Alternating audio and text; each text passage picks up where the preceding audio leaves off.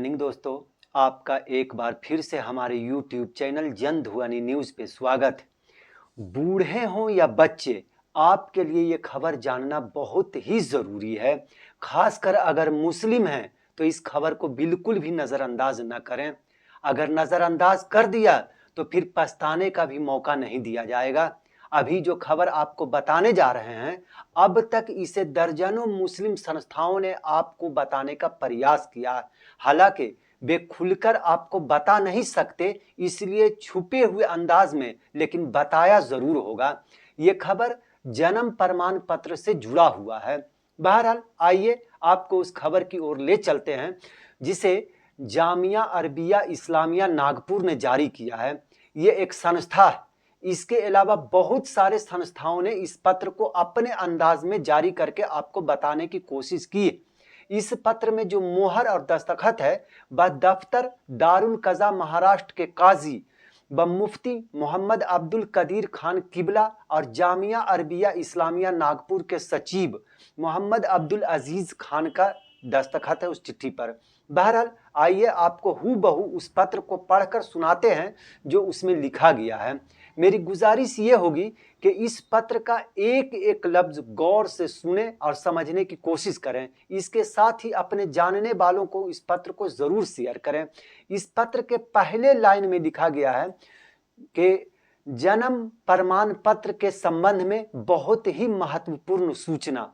ये इसका पहले समझिए हेडिंग जो है इस खबर का वो यही है। उसके नीचे दूसरे लाइन में लिखा हुआ, वो भी मोटा से ही लिखा हुआ है कि क्या मुस्लिम भाइयों की अधिकतर संख्या स्कूल प्रमाण पत्र को जन्म प्रमाण पत्र मानती है?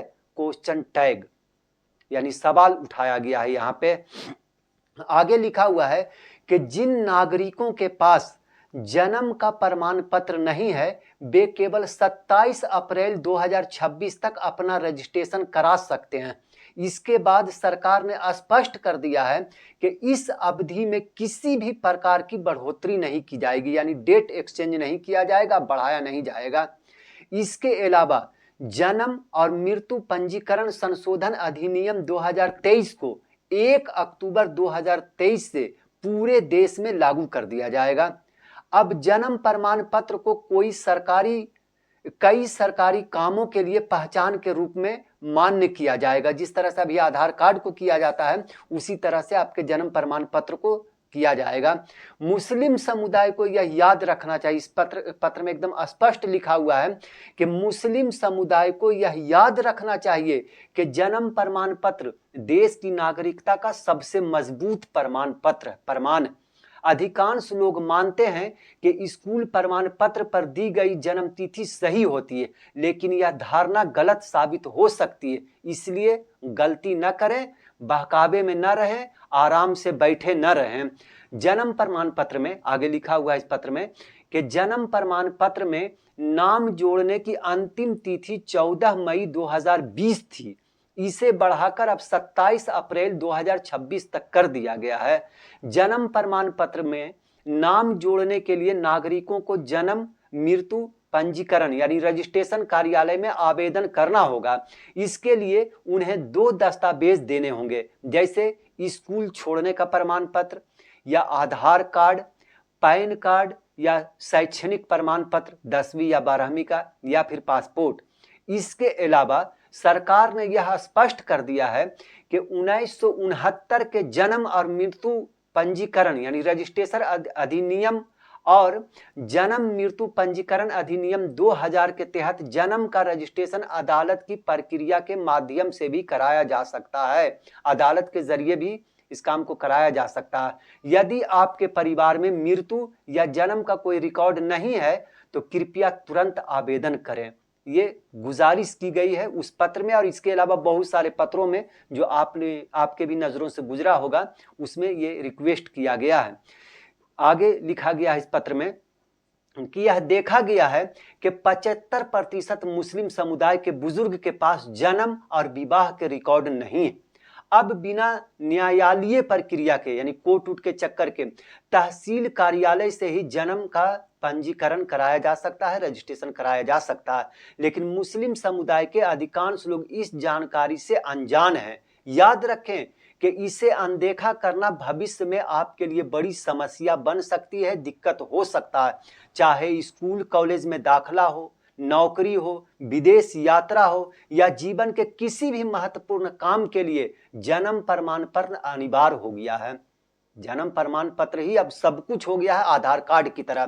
पहले यह देखा गया था कि बहुत से नागरिक अपने बच्चों का रजिस्ट्रेशन समय पर नहीं कराते थे, लेकिन अब सरकार ने उन सभी लोगों को मौका दिया है जिनका नाम उनके जन्म प्रमाण पत्र में शामिल नहीं। सरकार के स्वास्थ्य सेवा विभाग ने सभी संबंधित स्थानीय निकायों को इस संबंध में आदेश जारी कर दिया है। विशेष रूप से यह मौका उन नागरिकों के लिए है जिनकी जन्म पंजीकरण अवधि 15 वर्ष से अधिक हो चुकी है लेकिन उनका नाम दर्ज नहीं है। ऐसे नागरिक, ऐसे लोग 27 अप्रैल 2026 तक अपना नाम रजिस्टर्ड करवा सकते हैं, पंजीकरण में जोड़ सकते हैं। फिर आगे एक सब हेड, मोटी हेडिंग लिखी हुई है कि क्या जन्म मृत्यु प्रमाण पत्र आधार कार्ड की तरह काम करेगा? फिर से प्रश्नवाचक चिन्ह यानी सवाल उठाया गया है।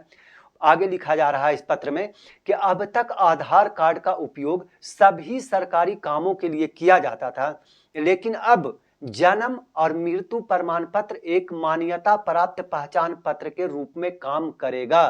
केंद्र सरकार के अनुसार इन मामलों में जिला कलेक्टर या उपमंडलीय अधिकारी, जिसको हम लोग एसडीओ कहते हैं, के पास आवश्यक अधिकार होंगे।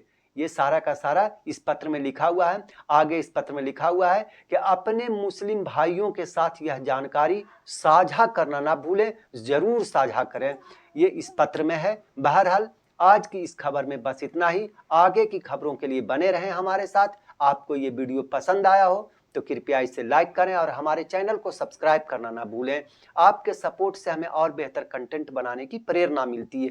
आपका एक लाइक और सब्सक्रिप्शन हमें आपकी सेवा करने का हौसला देता है। कृपया चैनल को सब्सक्राइब करें और हमारे साथ जुड़े रहें।